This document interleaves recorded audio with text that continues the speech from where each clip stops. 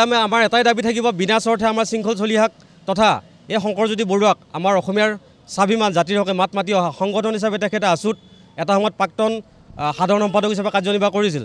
কিন্তু আমি অসমীয়া জাতীয় চেতনা জাতীয় স্বাৰ্থত যিসকল লোকে কাম কৰি আছিলে এই শংকৰজ্যোতি বৰুৱাৰ লগতে শৃংখল চলিহা আমাৰ তিনিচুকীয়া জিলা সমিতিৰ অভিষেক বৰা তেখেতকো আটক কৰা হৈছে। এই প্ৰতিগৰাকী লোকক সৈনিকক যাতে বিনা স্বাৰ্থে মুকলি কৰি দিয়ে, মুকলি আকাশৰ তললৈ তেওঁলোকে এৰি দিয়ে, তাৰ কাৰণে আমি আমাৰ জিলা সমিতিৰ তৰফৰ পৰা আহ্বান জনাইছোঁ। সমগ্ৰ অসমৰ লগতে আজি আমি দৰং জিলা সমিতিয়েও আজি আমাৰ মঙলদৈ সদৰ থানাত যি মিণ্টু শইকীয়া নামৰ BN-সিং পেট্ৰল পাম্পৰ যিজন পৰিচালক, এই পৰিচালকজনে যেনেধৰণে আমাক বীৰলাচিত অসমক সমগ্ৰ অসমীয়া জাতিৰ অসমীয়া ৰাইজৰ মাজত হেয় প্ৰতিপন্ন কৰি তেওঁ যি এক 7 কোটি টকাৰ লেনদেনৰ ধন দাবীৰ দৰে এটি ভুৱা অভিযোগ সংবাদমেল যোগে তেওঁ জনাইছিল। সংবাদমেল যোগ পাতি তেখেতে সমগ্ৰ অসমীয়া সমাজৰ মাজত আমাক হেয় প্ৰতিপন্ন কৰিব বিচাৰিছিলে।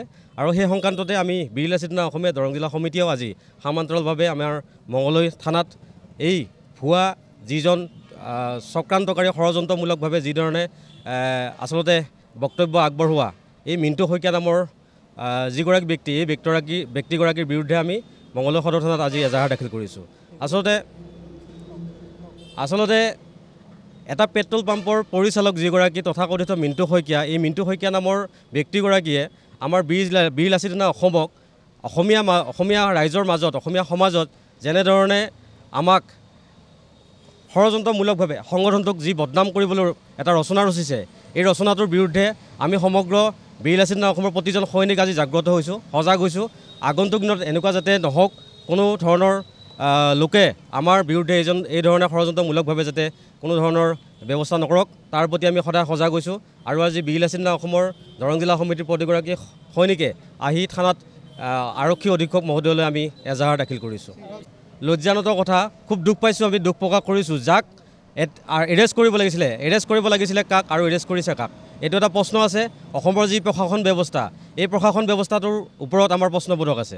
তেওঁলোকে আমি ইমান ঠাইত প্ৰতিখন জিলাই এজাহাৰ দাখিল কৰাৰ পিছতো এৰেষ্ট কৰিব লাগিছিলে, আটক কৰিব লাগিছিলে যিগৰাকী ব্যক্তিক, আৰু তেওঁলোকক এৰেষ্ট কৰিব নোৱাৰি আমাৰ যিগৰাকী সৈনিক অসমীয়া জাতি মাটিৰ স্বাৰ্থত কাম কৰি অহা যিজন আমাৰ অসমীয়া স্বাভিমান আমাৰ বীৰলাচিত সৈনিকৰ প্ৰতিগৰাকী সৈনিকৰে আৱেগ, এই আৱেগ শৃংখল চলিহাক আজি ৰাস্তাৰ পৰা তেখেতক আটক কৰা হৈছে।